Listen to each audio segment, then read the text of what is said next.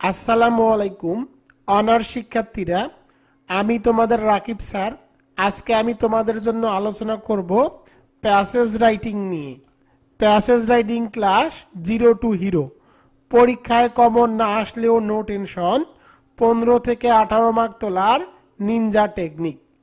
তোমাদের যাদের পরীক্ষা আগামী 2 জানুয়ারি 2025 সালে অনুষ্ঠিত হবে, তোমরা অবশ্যই আজকের ভিডিওটি প্রথম থেকে শেষ পর্যন্ত দেখবা, কারণ আজকের ভিডিওটি দেখলে তোমাদের প্যাসেজ যাই আসুক না কেন তুমি কমপক্ষে হলেও 15 থেকে 18 মার্ক তুলতে পারবা, 100% গ্যারান্টি।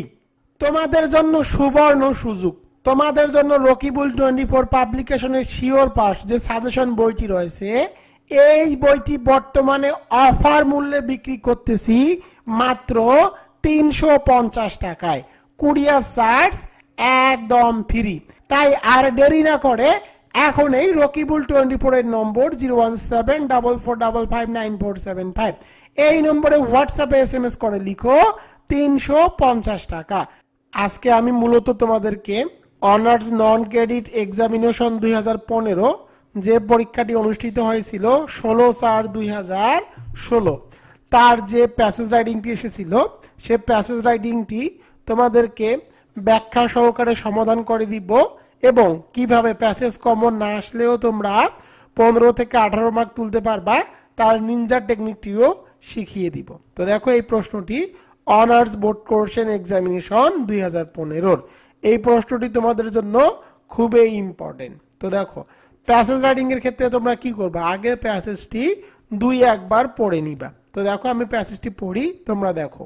তো দেখো, a freedom fighters is honored in all lands and in all times because he fights for a noble cause which is the freedom of the motherland। এর বাংলা অর্থ হলো, একজন মুক্তিযোদ্ধা সব দেশে এবং সব যুগে সম্মানিত হয় কারণ তিনি মাতৃভূমিকে মুক্ত করার মতো মহৎ উদ্দেশ্যে যুদ্ধ করেন। তো দেখো, এখানে কিন্তু বলা আছে যে একজন মুক্তিযুদ্ধ সব দেশ এবং সব যুগে কি হয়, সম্মানিত হয় কারণ তিনি মাতৃভূমিকে মুক্ত করার মতো মহৎ উদ্দেশ্যে যুদ্ধ করেন। এরপরে দেখো, freedom is the birthright of man but sometimes this right is denied to a nation by foreign rulers। এর বাংলা অর্থ হলো, স্বাধীনতা মানুষের জন্মগত অধিকার, কিন্তু মাঝে মাঝে এই অধিকার বিদেশি শাসকদের দ্বারা লঙ্ঘিত হয়। এরপরে দেখো, as a result এর ফলে armed conflict takes place between the freedom loving people and the occupation process। এর বাংলা অর্থ হলো, এর ফলে স্বাধীনতাকামী জনগণ ও দখলদার বাহিনীর মধ্যে সশস্ত্র সংগ্রাম শুরু হয় বা যুদ্ধ শুরু হয়। এরপরে দেখো, sometimes the war continues for years and if the people are united and determined then the freedom fighters win and the country achieves independence। এখানে বলা আছে, অনেক সময় এই সংগ্রাম বছরের পর বছর ধরে চলতে থাকে এবং যদি জনগণ ঐক্যবদ্ধ ও দৃঢ় সংকল্প হয় তাহলে মুক্তিযুদ্ধরা জয়লাভ করে এবং দেশ স্বাধীনতা লাভ করে। এরপরে দেখো, the Bengali members of the armed forces, the students and the people from all walks of the life took part in the freedom fight against the Pakistan occupation process in 1971। এর বাংলা অর্থ হলো, সশস্ত্র বাহিনী, বাঙালি সদস্যরা, ছাত্রছাত্রীরা এবং সর্বস্তরের জনগণ 1971 সালে পাকিস্তানি হানাদার বাহিনীর বিরুদ্ধে যুদ্ধে অংশগ্রহণ করে। এরপরে দেখো, they fight for long 9 months and defeated the well-trained Pakistan process. তারা প্রায় 9 মাস যুদ্ধ করার পর পাকিস্তানে প্রশিক্ষিত বাহিনীকে পরাজিত করেন। এরপরে দেখো প্যাসেজের পরের অংশ। প্যাসেজের পরের অংশ কি দেওয়া আছে দেখো, বাংলাদেশ বিকেম এ ফ্রি কান্ট্রি। বাংলাদেশ একটি স্বাধীন রাষ্ট্রে পরিণত হলো। The people who fight against the Pakistan army and the people who took part in the war are called the freedom fighters. তো এখানে বলা আছে লোকজন যারা পাকিস্তানি সেনাবাহিনীর বিরুদ্ধে যুদ্ধ করেছিল এবং যে সব লোক যুদ্ধে অংশগ্রহণ করেছিল তাদেরকে মুক্তিযোদ্ধা বলা হয়। তো দেখো এখানে কিন্তু বলা আছে কাদেরকে মুক্তিযোদ্ধা বলা হয়। এরপরে দেখো many of the freedom fighters sacrificed their lives for the cause of the motherland. অনেক মুক্তিযোদ্ধা তাদের মাতৃভূমির জন্য জীবন উৎসর্গ করেছিলেন। We owe our freedom to these noble freedom fighters. আমরা এসব মুক্তিযোদ্ধার নিকট ঋণী। The freedom fighters are the golden sons of Bangladesh and her pride. মুক্তিযোদ্ধারা আমাদের সোনার ছেলে এবং এ দেশের গর্ব। এরপরে দেখো the people will cherish the member of the valiant sons till the end of Bangladesh or the world. যতদিন বাংলাদেশ এবং পৃথিবীর অস্তিত্ব থাকবে ততদিন জনগণ এই সাহসী ছেলেদের স্মরণ করবে। তো দেখো এই প্যাসেজটি মূলত কি সম্পর্কে? এই প্যাসেজটি মূলত ফ্রিডম ফাইটার্স অর্থাৎ মুক্তিযোদ্ধা সম্পর্কে। এখানে সাধারণত দেখো প্রথম দিকে ফ্রিডম ফাইটার সম্পর্কে আলোচনা করা আছে এবং এখান থেকে দেখো বাংলাদেশের যে ফ্রিডম ফাইটার্স অর্থাৎ বাংলাদেশের যে স্বাধীনতা সংগ্রাম বা স্বাধীনতা যুদ্ধ সে সম্পর্কে কিন্তু এখানে বলা আছে। তো প্রথমে তোমরা কি করবা? প্রথমে তোমরা প্যাসেজ রাইডিং এর ক্ষেত্রে 2-1 বার প্যাসেজটি পড়ে নিবা। যদি প্যাসেজটি পড়তে না পারো তারপরেও কোনো সমস্যা নাই, তার আমি নিনজা টেকনিক তোমাদেরকে এখনই শিখিয়ে দিব। তো দেখো প্যাসেজ রাইডিং এ তোমাদের কি থাকবে? প্যাসেজ রাইডিং এর এ নম্বর প্রশ্নটি থাকবে right answer the following question, অর্থাৎ প্যাসেজ রাইটিং সম্পর্কে অর্থাৎ প্যাসেজটি সম্পর্কে তোমাদের 3টি প্রশ্ন দেওয়া হবে। এই 3টি প্রশ্নের অ্যান্সার তোমাদেরকে সঠিকভাবে লিখতে হবে। তো চলে যাই প্যাসেজ রাইটিং লেখা অর্থাৎ প্যাসেজ রাইটিং এর যে অ্যান্সারিং কোশ্চেন লেখার নিনজা টেকনিক। তো দেখো তোমাদের সাধারণত হোয়াই দ্বারা প্রশ্ন করা হয়। যদি তোমাদের হোয়াই দ্বারা প্রশ্ন করা হয় তখন তোমরা কি করবা? তখন আগে প্রশ্নটি লিখবা। অবশ্যই হোয়াইকে কিন্তু বাদ দিয়ে প্রশ্নটুকু লিখতে হবে।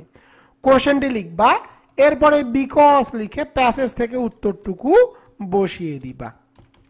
পরেরটি দেখো হোয়েন দিয়েও প্রশ্ন হয়ে থাকে। যদি হোয়েন দিয়ে প্রশ্ন হয় তখন কি করবা? হোয়েনকে বাদ দিয়ে কোশ্চেনটি আগে লিখবা। এরপরে তোমাদেরকে কি করতে হবে?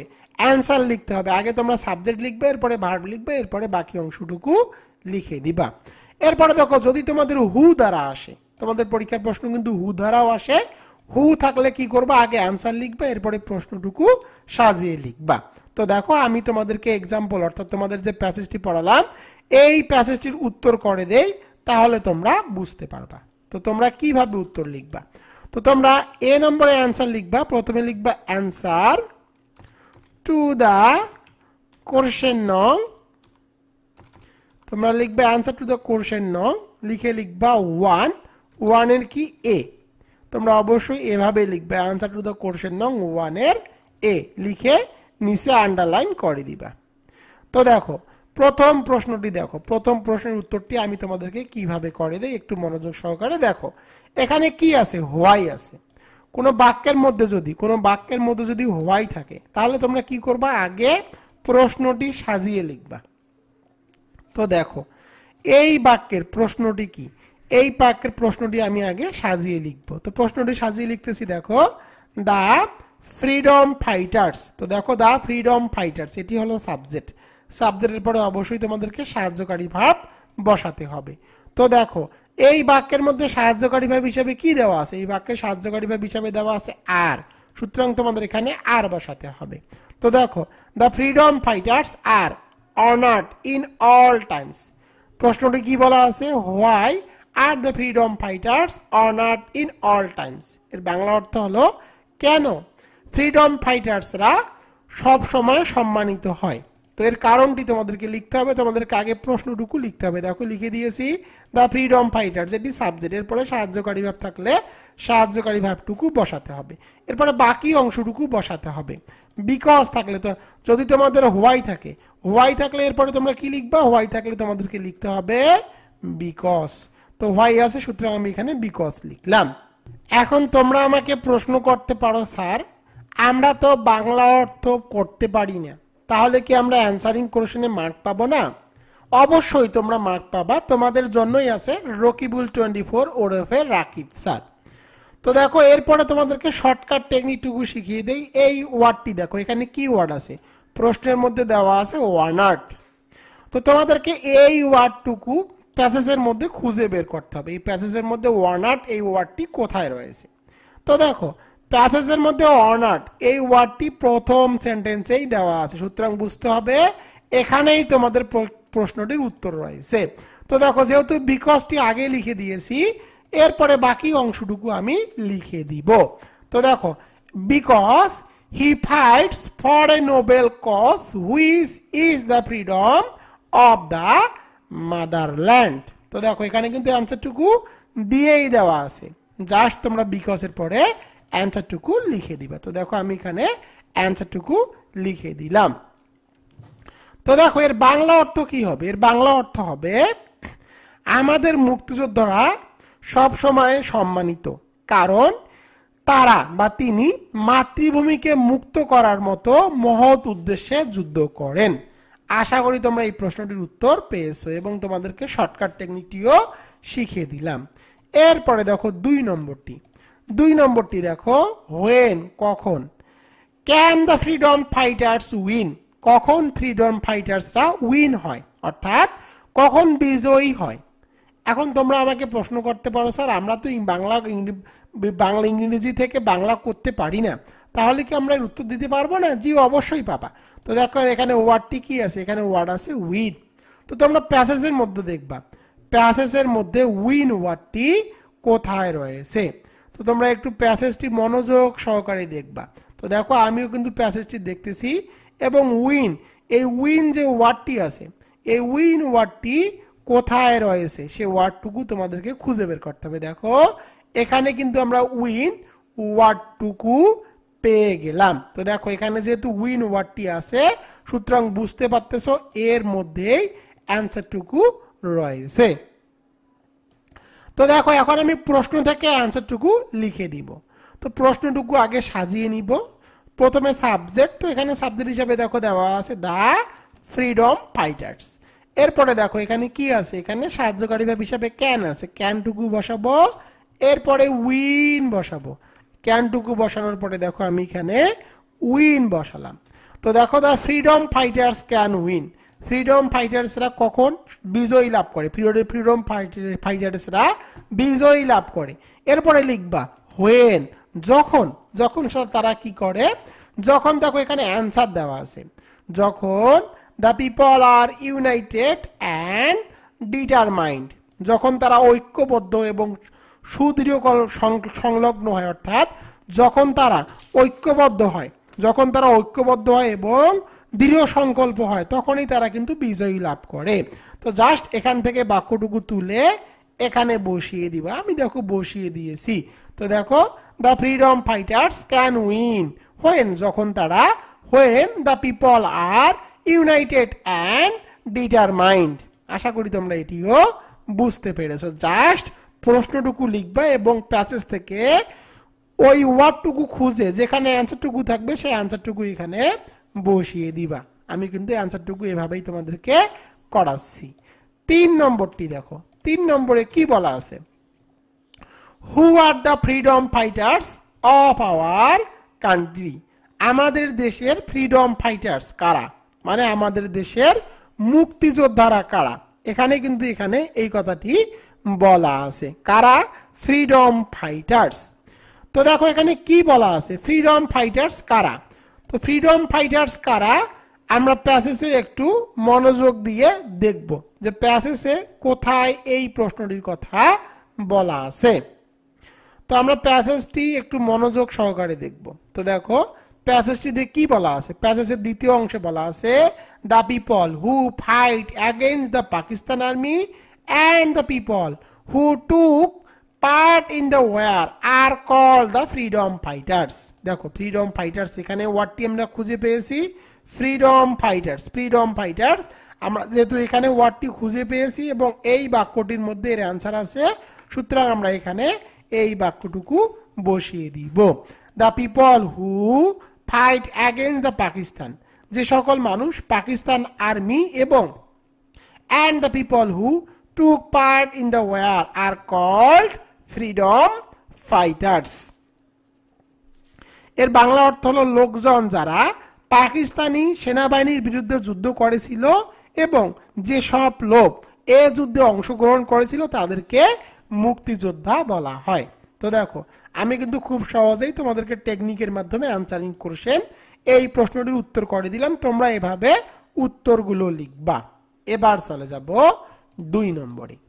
2 নম্বরটি দেখো, 2 নম্বর প্রশ্নটি কি আছে, what is the main idea and what are the supporting ideas in this passage. এই প্যাসেজটির মেইন আইডিয়া কি এবং সাপোর্টিং আইডিয়াস কি সে সম্পর্কে লিখতে বলেছে। তো প্রথমেই তোমাদেরকে লিখতে হবে অ্যান্সার টু দ্য কোশ্চেন নং। অ্যান্সার টু দ্য কোশ্চেন নং 1 লিখে লিখতে হবে বি।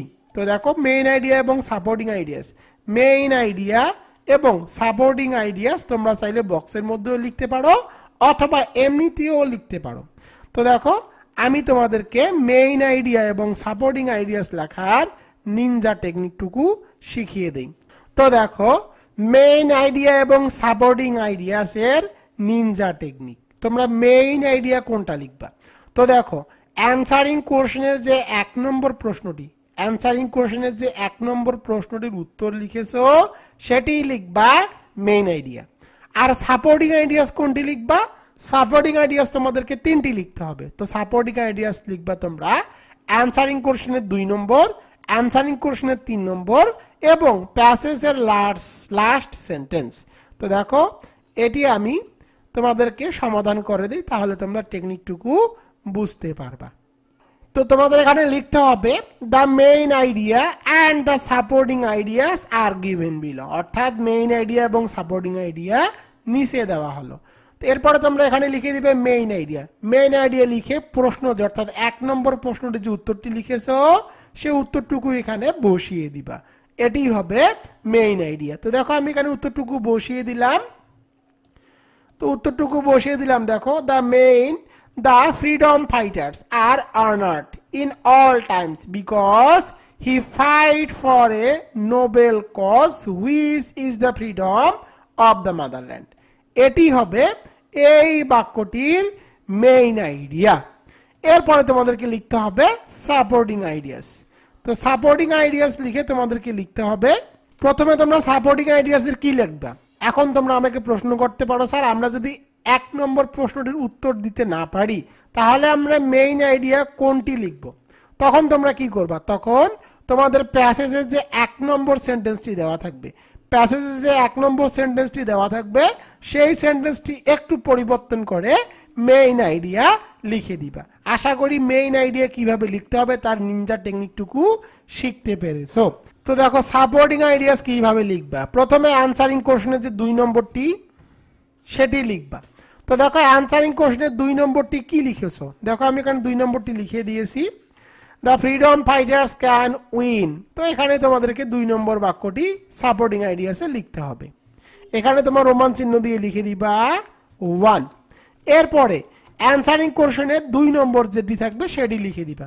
তো 2 নম্বর দিয়ে অ্যানসারিং কোশ্চেনের যে 3 নম্বর প্রশ্নটি লিখেছো সে প্রশ্নটি এখানে লিখে দিবা এবং সর্বশেষ 3 নম্বর সাপোর্টিং আইডিয়াস 3টি দিতে হবে। 3 নম্বর কি করবা, 3 নম্বরে প্যাসেজের লাস্ট সেন্টেন্সটুকু তুলে দিবা অথবা প্যাসেজটি একটু মনোযোগ সহকারে পড়বা, পরে যেটা তোমাদের কাছে ভালো লাগবে সেই সেন্টেন্সটি লিখে দিবা। তো আমার কাছে এই সেন্টেন্সটি ভালো লেগেছে, তাই আমি এখানে 3 নম্বরে এই সেন্টেন্সটি লিখে দিয়েছি। তো দেখো, the freedom fighters are the golden sons of Bangladesh and her pride. তো দেখো, মেইন আইডিয়া এবং সাপোর্টিং আইডিয়াস তোমাদেরকে এভাবেই লিখতে হবে, অর্থাৎ মেইন আইডিয়া লিখে তোমাদেরকে প্রথমে যে সেন্টেন্সটি আছে তোমরা চাইলে সেই সেন্টেন্সটি একটু পরিবর্তন সাপেক্ষে লিখতে পারো, অথবা অ্যানসারিং কোশ্চেনের যে আনসারটুকু থাকবে 1 নম্বরে সেটি লিখবা। সাপোর্টিং আইডিয়াস এর ক্ষেত্রে তোমরা 3টে লিখতে হবে, রোমান চিহ্ন দিয়ে 1 2 3 লিখতে হবে। 1 নম্বরে লিখবা, 1 নম্বরে 2 নম্বরের যে প্রশ্নটি লিখেছো সেই প্রশ্নটি লিখবা। 2 নম্বরের ক্ষেত্রে 3 নম্বরে যে প্রশ্নের অ্যানসারটুকু লিখেছো সেটি লিখবা, এবং 3 নম্বরে প্যাসেজের শেষের দিকে যে সেন্টেন্সটি তোমার কাছে ভালো লাগবে সেই সেন্টেন্সটুকু তুলে দিবা। তো দেখো, আমি তোমাদেরকে কিন্তু শর্টকাট টেকনিক শিখিয়ে দিলাম। এবার চলে যাব সি নম্বরে। সি নম্বরটি দেখো, সি নম্বরটি হলো write down the meaning of the following words and English and make your own sentences with the given words any 5. এখানে কি বলা আছে? এখানে বলা আছে নিচের যে ওয়ার্ডগুলো দেওয়া আছে, সেই ওয়ার্ডগুলোর মিনিং লেখো, অর্থাৎ এর সমর্থক শব্দ তোমাদেরকে লিখতে হবে, এবং যে ওয়ার্ডগুলো দেওয়া আছে সেই ওয়ার্ডগুলো দিয়ে একটি করে বাক্য রচনা করতে হবে। তো দেখো, 3 নম্বর আইটেমটির এখন আমি তোমাদেরকে নিনজা টেকনিক শিখিয়ে দিব। তো দেখো, 3 নম্বর আইটেমের নিনজা টেকনিক, তোমরা কিভাবে 3 নম্বর আইটেমটি লিখবা। তো দেখো, তোমাদেরকে একটা বিষয় জানিয়ে রাখি, এখানে 5টি ওয়ার্ড দেওয়া থাকে, 5টি ওয়ার্ডের মার্ক হলো 5। তবে এখানে তোমাদেরকে ভাগ করে দেওয়া আছে যে মিনিং গুলো লিখবা, মিনিং এ মার্ক থাকবে হাফ মার্ক, এবং তোমরা যে সেন্টেন্স গুলো লিখবা, অর্থাৎ যে ওয়ার্ডগুলো দেওয়া থাকবে সেই ওয়ার্ডগুলো দিয়ে যে সেন্টেন্স লিখবা সেখানেও তোমাদের মার্ক থাকবে হাফ মার্ক। অর্থাৎ কেউ যদি শুধু সেন্টেন্সগুলো লিখে আসো তাহলে কিন্তু সে হাফ মার্ক পেয়ে যাবে। অর্থাৎ এখানে 5 মার্ক আছে, 5-এর মধ্যে 2.5 মার্ক কিন্তু সেই নিমিষেই তুলতে পারবে। আর মিনিং এর জায়গায় কি করবা তোমাদেরকে আমি বুঝিয়ে দিচ্ছি শর্টকাট টেকনিক। তোমরা ওয়ার্ডগুলোর মিনিং যদি নাও লিখতে পারো তাহলে ভুলভাল কিছু ওয়ার্ড লিখে দিয়ে আসিও, কিন্তু সেন্টেন্সটি তোমাদেরকে সেন্টেন্স লেখার নিনজা টেকনিক সেটি শিখিয়ে দিব। মিনিং না জানলেও সেন্টেন্সগুলো লিখে আসলেও কিন্তু তুমি 5 মার্কের মধ্যে 2.5 মার্ক ইজিলি ভাবে পেয়ে যাবা। তো দেখো, আমি সমাধান করে দেই। প্রথমটি দেখো, কনফ্লিক্ট, যুদ্ধ বা সংঘাত, এর মিনিং হবে ফ্রিকশন। পরেরটি দেখো, অকুপেশন, পেশা এর অর্থ বা সমর্থক শব্দ হবে প্রফেশন। এরপরে দেখো ডিটারমাইন্ড এর মিনিং হবে ডিফাইন্ড। এরপরে দেখো গ্লোরিয়াস এর মিনিং হবে ফেমাস। এরপরে দেখো অ্যাসিভ মানে অর্জন করা, এর অর্থ হবে ব্রিং অপ। এরপরে দেখো অ্যাফোর্টস এর মিনিং হবে অ্যাটেম্প্ট। এরপরে দেখো স্যাক্রিফাইস এর মিনিং হবে গিভিং আপ। তো দেখো, তোমরা চাইলে যে কোনো এই যে ওয়ার্ডগুলো দেওয়া থাকবে এই ওয়ার্ডগুলোর যে কোনো সমার্থক শব্দ লিখতে পারবা। তো এখন আমি তোমাদেরকে সেন্টেন্স লেখার নিনজা টেকনিক শিখিয়ে দিব। তো তোমাদের যে ওয়ার্ডগুলো দেওয়া থাকবে সেই ওয়ার্ডগুলোকে আগে তোমাদেরকে চিহ্নিত করতে হবে। এই ওয়ার্ডগুলো নাউন নাকি ভার্ব নাকি অ্যাডজেটিভ নাকি অ্যাডভার্ব। এখন তোমরা আমাকে প্রশ্ন করতে পারো, স্যার আমরা কিভাবে বুঝবো এই ওয়ার্ডটি নাউন, এই ওয়ার্ডটি অ্যাডভার্ব, এই ওয়ার্ডটি অ্যাডজেটিভ? তার শর্টকাট টেকনিক লিখে দিয়েছি, দেখো।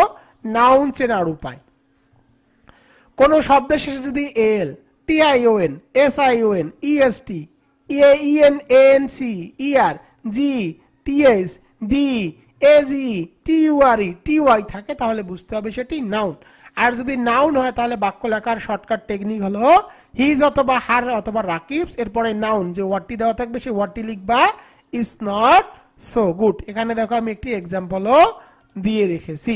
পরেরটি দেখো, হিজ অথবা হার অথবা রাকিব, এরপরে নাউন বসাতে হবে, অর্থাৎ যে নাউনটি থাকবে সে নাউনটি বসাবা, ইজ নান টু অল। এরপরে দেখো যদি ভার্ব হয় তাহলে ভার্ব তোমরা কিভাবে চিনবা। ভার্ব চেনার উপায় হলো বা শব্দের শেষে এটি, ই, ইএন, ইডি, আইজেডি, আইএফওয়াই আর শব্দের আগে ইএনবি থাকবে। সেন্টেন্সটি লিখে দিবে, দেখো হি অথবা সি অথবা রাকিব, এরপরে শুড অথবা উড, এরপরে ভার্ব, এরপরে অবজেক্ট। এখানে দেখো আমি একটি এক্সাম্পলও লিখে রেখেছি।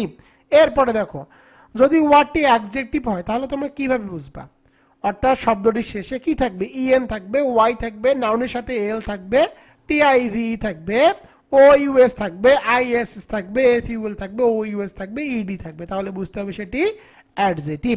অ্যাডজেক্টিভ হলে বাক্যটি হবে হি অথবা সি অথবা রাকিব, এরপরে বি ভার্ব, বি ভার্ব বলতে am is are was were, এরপরে ভেরি, এরপরে অ্যাডজেক্টিভ যে ওয়ার্ডটি থাকবে সেই ওয়ার্ডটি বসিয়ে দিতে হবে। এরপরে চলে যাব অ্যাডভার্বে, অর্থাৎ ওয়ার্ডটি যদি অ্যাডভার্ব হয় তাহলে চিনবা কিভাবে, অবশ্যই সে ওয়ার্ডটির সাথে এলওয়াই যুক্ত থাকবে। আর অ্যাডভার্ব হলে তোমরা লিখবা হি অথবা সি অথবা রাকিব, এরপরে ডিড অথবা ফিনিশড, এরপরে অবজেক্ট, এরপরে যে অ্যাডভার্বটি থাকবে সেই অ্যাডভার্বটি তোমাদেরকে বসিয়ে দিতে হবে। তো দেখো এই টেকনিকটি ইউজ করে এখন আমি তোমাদেরকে সেন্টেন্সগুলো লিখে দিব। প্রথমেরটি দেখো কনফ্লিক্ট, এর অর্থ হলো সংঘাত বা যুদ্ধ। তো দেখো এটি কিন্তু নাউন, আর যদি কোনো সেন্টেন্স কোনো ওয়ার্ড যদি নাউন হয় তাহলে তোমরা বাক্যগুলো কিভাবে লিখবা, তাহলে তোমরা বাক্যগুলো লিখে দিবে। দেখো আমি এখানে বাক্যর যে সেন্টেন্সটুকু সেই সেন্টেন্সটুকু এখানে বসিয়ে দেই। দেখো হিজ অথবা হার অথবা রাকিব, হিজ অথবা হার অথবা রাকিব থেকে যে কোনো একটা নিতে পারো, আমি এখানে রাকিবস নিলাম, নাউনের জায়গায় কনফ্লিক্ট ওয়ার্ডটি বসিয়ে দিলাম। দেখো এগুলো তুলে দিয়ে জাস্ট কনফ্লিক্ট ওয়ার্ডটি বসিয়ে দিলাম, শেষে একটি ফুল স্টপ। এখানে অ্যান্সার হবে Rakib's conflict is not so good, অর্থাৎ রাকিবের দ্বন্দ্ব মোটেও ভালো না। তো দেখো জাস্ট একটি মাত্র টেকনিক ইউজ করে কিন্তু আমি তোমাদেরকে প্রথম প্রশ্নটির অ্যান্সার সেন্টেন্সটি তৈরি করে দিলাম। পরেরটি দেখো অকুপেশন, অকুপেশনের বাংলা অর্থ কি, অকুপেশনের বাংলা অর্থ হলো পেশা। তো দেখো এর শেষে কি আছে, টিআইওএন আছে, আর জানি তোমাদেরকে শেখালাম কোন শব্দের শেষে যদি টিআইওএন থাকে, সন থাকে, তাহলে বুঝতে হবে সেটি নাউন। তো দেখতেছো এই ওয়ার্ডটি নাউন। তো নাউন হলে তোমরা চাইলে দ্বিতীয় বাক্যটি লিখতে পারো, আমি এখানে দ্বিতীয় বাক্যটি লিখে দিব। তো দেখো দ্বিতীয় বাক্যর যে স্ট্রাকচারটি সেই স্ট্রাকচারটি লিখলাম। এখান থেকে তুমি চাইলে যে কোনো একটি নিতে পারো, তো আমি এখানে হিজ নিলাম। এরপরে দেখো নাউন, নাউনটি আছে এখানে অকুপেশন, অকুপেশন বসালাম, এরপরে এগুলো কেটে দিলাম। তো এখানে অ্যান্সার হবে his occupation is none to all, অর্থাৎ তার যে পেশা সে পেশাটি সবার জানা। এরপরে দেখো ডিটারমাইন্ড, ডিটারমাইন্ড এই ওয়ার্ডটি কি, ডিটারমাইন্ড এই ওয়ার্ডটির বাংলা অর্থ হলো নির্ধারিত।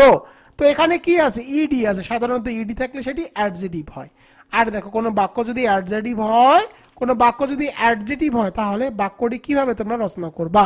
তো অ্যাডজেটিভ হলে বাক্য রচনার নিয়ম আমি দেখো এখানে করে দিয়েছি, এই স্ট্রাকচারটি আমি এখানে বসিয়ে দিলাম। এখন দেখো হি সি রাকিব থেকে যে কোনো একটি নিলাম, তো আমি এখান থেকে রাকিবটি নিলাম। এরপরে বি ভার্ব, বি ভার্ব বলতে am is are was were, আমি এখানে ইজটি বসালাম। এরপরে যে ভেরি, ভেরিটি ঠিক থাকলো। এরপরে দেখো ডিটারমাইন্ড, ডিটারমাইন্ড ওয়ার্ডটুকু এখানে বসিয়ে দিব। জাস্ট দেখো অ্যাডভার্বের জায়গায় জাস্ট অ্যাডজেক্টিভের জায়গায় ডিটারমাইন্ড এই ওয়ার্ডটি বসিয়ে দিয়েছি। অ্যাডজেক্টিভের জায়গায় দেখো জাস্ট ডিটারমাইন্ড ওয়ার্ডটুকু এখানে বসিয়ে দিলাম। এখানে অ্যান্সার হবে রাকিব ইজ ভেরি ডিটারমাইন্ড। এরপরে দেখো গ্লোরিয়াস, তো দেখো গ্লোরিয়াসে কি আছে, ও ইউএস আছে, ও ইউএস থাকলে কি হবে, ও ইউএস থাকলে বুঝতে হবে সেটি অ্যাডজেক্টিভ। তো দেখো অ্যাডজেক্টিভ চেনার উপায় হলো শেষে কি থাকবে, ও ইউএস থাকবে। তো অ্যাডজেক্টিভ হলে বাক্যটি কি হবে, তো বাক্যটি দেখো আমি এখান থেকে তুলে নিলাম, এখান থেকে আমি হিটি দিব, রাকিব না দিয়ে হি দিব। এরপরে বি ভার্বের জায়গায় আমি চাইলে এখানে ইজ দিতে পারি, তো আমি এখানে ইজ দিলাম, ভেরিটি ঠিক থাকলো। অ্যাডজেক্টিভ কি আছে এখানে, গ্লোরিয়াস, তো আমি অ্যাডজেক্টিভটি গ্লোরিয়াস বসিয়ে দিলাম। এখানে অ্যান্সার কি হবে, হি ইজ ভেরি গ্লোরিয়াস, সে খুবই গ্লোরিয়াস। এরপরে দেখো অ্যাসিভ, তো দেখো অ্যাসিভ ওয়ার্ডটি কি, অ্যাসিভ ওয়ার্ডটি কিন্তু ভার্ব, অ্যাসিভ মানে অর্জন করা। তো দেখো যদি কোনো ওয়ার্ড ভার্ব থাকে, কোনো ওয়ার্ড যদি ভার্ব দেওয়া থাকে তাহলে সেন্টেন্সটি কি লিখবা? তো দেখো ভার্ব দেওয়া থাকলে সেন্টেন্সটি তোমাদেরকে এটি লিখতে হবে। তো দেখো সেন্টেন্সটি আমি লিখে দিব, এখান থেকে জাস্ট একটি নিব, তো রাকিব নিলাম। এরপরে দেখো শুড উড থেকে আমি শুড নিলাম। এরপরে ভার্ব বসাতে হবে, এখানে ভার্ব হিসাবে কি অ্যাসিভ, তো অ্যাসিভ বসালাম। অবজেক্ট হিসাবে যে ইংলিশ অবজেক্টটি আমি এক্সাম্পলে দিয়েছিলাম সেই ইংলিশ অবজেক্টটি এখানে বসিয়ে দিব, তো আমি এখানে ইংলিশ বসিয়ে দিলাম। তো দেখো সেন্টেন্সটি কি হলো? সেন্টেন্সটি হলো রাকিব শুড অ্যাসিভ ইংলিশ, অর্থাৎ রাকিবের ইংরেজি অর্জন করা উচিত, বা ইংরেজি যে অর্জন সে অর্জন অর্থ শেখা, ইংরেজি শেখা উচিত বা ইংরেজি অর্জন করা উচিত। তোমরা চাইলে এখানে ইংলিশের জায়গায় অন্য কোনো অবজেক্টও বসাতে পারো, মানি ওয়ার্ডটি বসাতে পারো, এটি বেশি উপযুক্ত হবে। রাকিব শুড অ্যাসিভ মানি, রাকিবের অনেক মানি অর্থাৎ অর্থ অর্জন করা উচিত। আশা করি তোমরা এটি বুঝতে পেরেছো। অর্থাৎ অবজেক্টটি অবশ্যই তোমাদেরকে ভার্বটি দেখে বসাতে হবে। এরপরে দেখো এফোর্টস, এফোর্টস এই ওয়ার্ডটি কি? এই ওয়ার্ডটি কিন্তু নাউন। তো নাউন হলে কি হবে? নাউন হলে জাস্ট তোমরা যে বাক্যটি তোমাদেরকে শেখালাম এফোর্টস এর জায়গায়, অর্থাৎ এখানে কনফ্লিক্টের জায়গায় নাউনটুকু বসিয়ে দিবা। Rakib's efforts is not so good. পরেরটি দেখো স্যাক্রিফাইস, স্যাক্রিফাইসটি, স্যাক্রিফাইসটিও কিন্তু নাউন। তো তোমরা চাইলে এই বাক্যটিও লিখতে পারো। তো দেখো স্যাক্রিফাইসের জায়গায় আমি এই বাক্যটুকু লিখে দিব, জাস্ট এখান থেকে হার নিব অথবা হিস নিব, এখান থেকে হিস নিলাম, এরপরে নাউনটি বসিয়ে দিব। দেখো sacrifice is none to all, his sacrifice is none to all. তো তার স্যাক্রিফাইস বা উৎসর্গ সবার জানা। তো দেখো তোমরা আমাকে এখন প্রশ্ন করতে পারো, স্যার আমরা যে একই রকমের বাক্য লিখতেছি তাহলে কি আমাদের সমস্যা হবে? না, এখানে কিন্তু বলা হয়নি যে একই রকমের বাক্য, এখানে বলা হয়েছে ওন ওয়ার্ডস। তো দেখো এখানে বলা আছে কিন্তু কি বলা আছে? ওন সেন্টেন্স, মানে তোমাদের নিজস্ব সেন্টেন্স। আমি তোমাদেরকে নিজস্ব সেন্টেন্সের টেকনিকটুকু শিখিয়ে দিলাম। তোমরা যদি মিনিং না পারো তারপরেও কিন্তু এখানে দেখো 2.5 মার্ক ইজিলি ভাবে সেন্টেন্সগুলো লিখে সঠিক করতে পারবা। জাস্ট তোমরা কি করবা, এখানে যে ওয়ার্ডগুলো তোমরা যদি এগুলো না পারো তাহলে এগুলো ভুলভাল কোনো ওয়ার্ড লিখে দিও। কিন্তু সেন্টেন্স লেখার ক্ষেত্রে কখনো প্যাসেজ থেকে, প্যাসেজের যে লাইনগুলো সেই লাইনগুলো কিন্তু সেন্টেন্সে তুলে দিলে হবে না। তো দেখো আমি তোমাদেরকে কয়টি টেকনিক শেখালাম। তো দেখো আমি তোমাদেরকে কিন্তু answering question, main idea, supporting ideas, এরপরে দেখো ওয়ার্ড মিনিং এবং মেক সেন্টেন্স। তো ওয়ার্ড মিনিং এবং মেক সেন্টেন্সের ক্ষেত্রে তোমরা চাইলে রকিবুল 24 পাবলিকেশনের যে সাজেশন বইটি রয়েছে সেই সাজেশন বইটি ক্রয় করে পড়তে পারো। ওখানে 100টি দেওয়া আছে এবং 100টি থেকেই ইনশাআল্লাহ প্রতি বছর কমন আসে। এখন চলে যাব write a summary of the passage, যেটাকে বলা হয় সামারাইজিং। তো তোমরা এবার সামারাইজিং কিভাবে করবা, সামারি লেখার নিনজা টেকনিক তোমরা কিভাবে লিখবা। তো দেখো প্রথমে কি করবা, সামারাইজিং করার ক্ষেত্রে অবশ্যই প্যাসেজের যে প্রথম ওয়ার্ডটি আছে অর্থাৎ প্যাসেজের যে প্রথম সেন্টেন্সটি আছে সেই সেন্টেন্সটি একটু পরিবর্তন করে তুলে দিবা। এরপরে দেখো অ্যানসারিং কোশ্চেন, অ্যানসারিং কোশ্চেন যে তোমরা যেগুলো লিখেছো অথবা মেইন আইডিয়া এবং সাপোর্টিং আইডিয়া যেটি লিখেছো সেটি বসিয়ে দিবা। এরপরে প্যাসেজের লাইন, এরপরে তোমরা প্যাসেজের লাইন বসিয়ে দিবা। তো দেখো আমি এক এক করে এর সমাধান করে দেই। তো দেখো তোমরা কি করবা, তোমরা প্রথমে প্যাসেজটি যেটা আছে প্যাসেজের প্রথম লাইনটুকু নিবা। তো দেখো আমি প্যাসেজের প্রথম লাইনটুকু নিলাম। তো দেখো আমি এখানে কি করলাম, প্যাসেজের প্রথম সেন্টেন্সটি নিলাম, তোমরা একটু এখানে পরিবর্তন করে লিখবা। তো দেখো freedom fighters honoured in all lands, অথবা আমি এখান থেকে ইন অল ল্যান্ডসটা কেটে দিয়ে লিখলাম ইন অল টাইমস, দিয়ে এটাও কেটে দিলাম, দিয়ে লিখলাম because he fights for a noble cause which is the freedom of the motherland, প্রথমটি লিখলাম। এরপরে দেখো অ্যানসারিং কোশ্চেন, এরপরে তোমরা যে অ্যানসারিং কোশ্চেনগুলো লিখেছো, তো দেখো অ্যানসারিং কোশ্চেন আমি কি লিখেছি। তো দেখো এখান থেকে অ্যানসারিং কোশ্চেন কিন্তু আমি এগুলো লিখেছি, অথবা আচ্ছা অ্যানসারিং কোশ্চেনটুকু আগে আমি দেখি। দেখো আমি এখানে অ্যানসারিং কোশ্চেনটুকু ততটুকু লিখেছি, তো এখানে তোমরা কি করবা, অ্যানসারিং কোশ্চেন সেকেন্ডে অর্থাৎ এরপরে তোমরা অ্যানসারিং কোশ্চেনগুলো লিখবা। তো দেখো আমি এখানে অ্যানসারিং কোশ্চেনগুলো লিখে দিলাম। The freedom fighters can win when the people are united and determined, এরপরে এটি লিখলাম। তো দেখো আমি কিন্তু 3টি সেন্টেন্স লিখে দিলাম, এরপরে তোমাদের এখানে এক প্যারায় লিখতে হবে। এখন তোমরা কি করবা, এখন তোমরা প্যাসেজটি দেখবা, প্যাসেজের 2-1টি ওয়ার্ড এখানে তুলে দিবা। তো দেখো আমি এখানে প্যাসেজ থেকে একটি সেন্টেন্স মাত্র তুলে দিব। তো দেখো প্যাসেজের থেকে আমি জাস্ট এই সেন্টেন্সটুকু তুলে দিব, এই সেন্টেন্সটুকু আমি তুলে দিলাম, তুলে দিয়ে আমি এখানে সামারাইজিং এ বসিয়ে দিব। তো দেখো আমি এখানে সামারাইজিং এ বসিয়ে দিলাম। তো দেখো এতটুকু লিখলেই কিন্তু তোমরা যে মার্ক থাকবে মোটামুটি একটা তোমরা মার্ক পেয়ে যাবা। তো দেখো a freedom fighter is honoured at all time because he fights for a noble cause which is the freedom of the motherland. এরপরে দেখো the freedom fighters can win when the people are united and determined. পরেরটি দেখো the people who fight against the Pakistan army and the people who took part in the war are called the freedom fighters.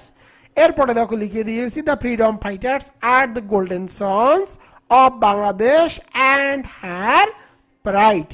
তো দেখো তোমরা এভাবেই summarising লিখবা। তাহলে দেখো আমি তোমাদেরকে আজকে প্যাসেজ রাইটিং এর ক্লাস নিলাম এবং প্যাসেজ রাইটিং এর নিনজা টেকনিক কিন্তু তোমাদেরকে শিখিয়ে দিলাম।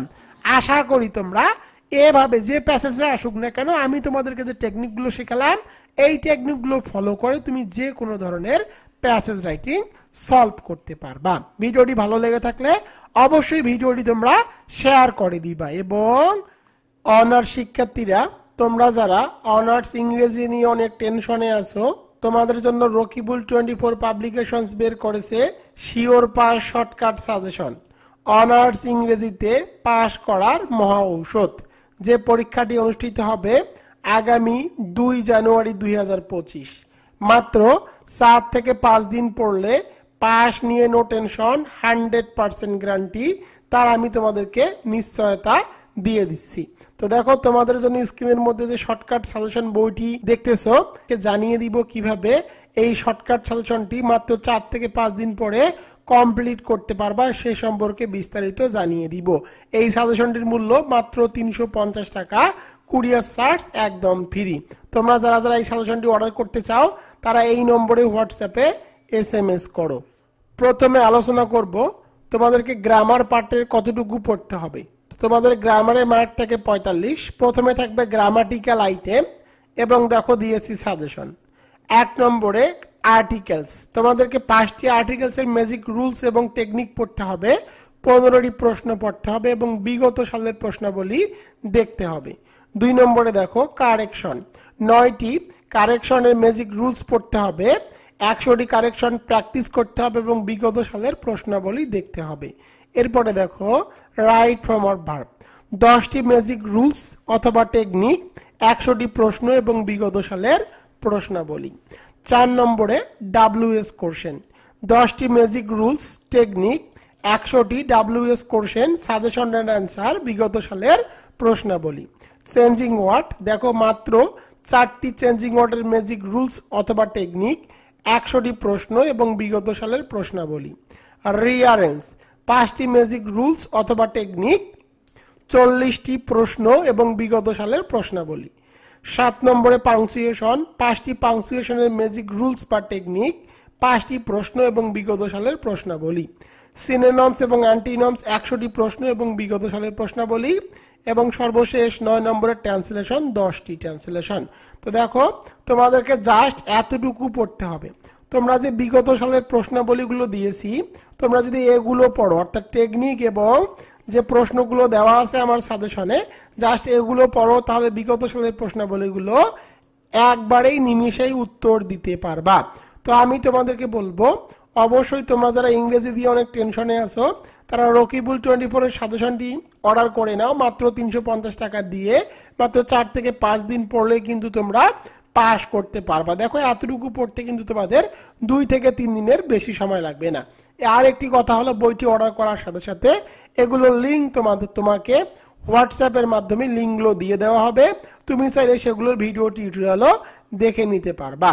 এবার চলে যাব রাইটিং পার্টে। তো দেখো রাইটিং পার্টে তোমাদের মার্ক থাকবে 35 মার্কের জন্য তোমাদেরকে কতটুকু পড়তে হবে? তোমাদেরকে পড়তে হবে পোস্টার রাইটিং মাত্র 2টি ফর্মুলা এবং 5টি সাজেশন, প্যারাগ্রাফ রাইটিং এর পড়তে হবে 2টি ফর্মুলা এবং 5টি সাজেশনের উত্তর, অ্যাপ্লিকেশন রাইটিং এর ফর্মুলা পড়তে হবে 3টি এবং 4টির উত্তর পড়তে হবে, এসে রাইটিং তোমাদেরকে পড়তে হবে 1টি ফর্মুলা এবং 5টি সাজেশনের উত্তর।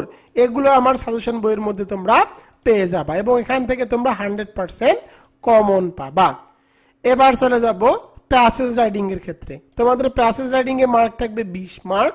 তো দেখো তোমাদেরকে কোশ্চেন থাকবে, অ্যানসারিং কোশ্চেন, তোমাদেরকে টেকনিক পড়তে হবে 4টা, word meaning and make sentence পড়তে হবে 100টা, main idea and supporting ideas পড়তে হবে 1টি, টেকনিক সামারাইজিং এর টেকনিক পড়তে হবে 1টি এবং তোমাদের জন্য টপ 5 প্যাসেজ রাইটিং সাজেশনের অ্যানসার দেওয়া আছে, সেটিও তোমাদেরকে দেখে নিতে হবে। তো দেখো তোমার পাস মার্ক কিন্তু মাত্র 40। তোমরা যদি কেউ রকিবুল 24 পাবলিকেশনের যে শিওর পাস সাজেশন বইটি রয়েছে, এই বইটির মধ্যে শর্টকাট এবং বিস্তারিত দেওয়া আছে। এই বইয়ের অপর পেজেই ট্যাবলেট নামে শর্ট সাজেশন দেওয়া আছে, যে পেজগুলো উল্লেখ করা আছে। তোমরা জাস্ট মাত্র 3 থেকে 4 দিন পড়লে কিন্তু কভার করতে পারবা। সাজেশন নেওয়ার নিয়ম খুব সিম্পল, জাস্ট আমার হোয়াটসঅ্যাপ অথবা ইমোতে SMS করো। আমার হোয়াটসঅ্যাপ নম্বর 01744559475। এই নম্বরে SMS করে লিখবা 350 টাকা। এরপরে আমার বিকাশ অথবা নগদ অথবা রকেট নাম্বার তোমাকে দিয়ে দেওয়া হবে, সেখানে 350 টাকা পাঠালে সুন্দরবন কুরিয়ার সার্ভিসের মাধ্যমে তোমার ঠিকানায় পাঠিয়ে দেওয়া হবে। তুমি 2 থেকে 3 দিনের মধ্যে পেয়ে যাবা। কুরিয়ার চার্জ একদম ফ্রি। আর একটা বিষয় হলো, এই বইয়ের যারা এই সাজেশন বইটি অর্ডার করবে তাদেরকে এই সাজেশন বইয়ের প্রতিটি পেজের ভিডিও টিউটোরিয়াল একদম ফ্রিতে দিয়ে দেওয়া হবে। তো দেখো এত কিছু তোমরা সুবিধা পাচ্ছ মাত্র 350 টাকার বিনিময়ে, আর তোমাদেরকে জাস্ট এতটুকু কিন্তু পড়তে হবে।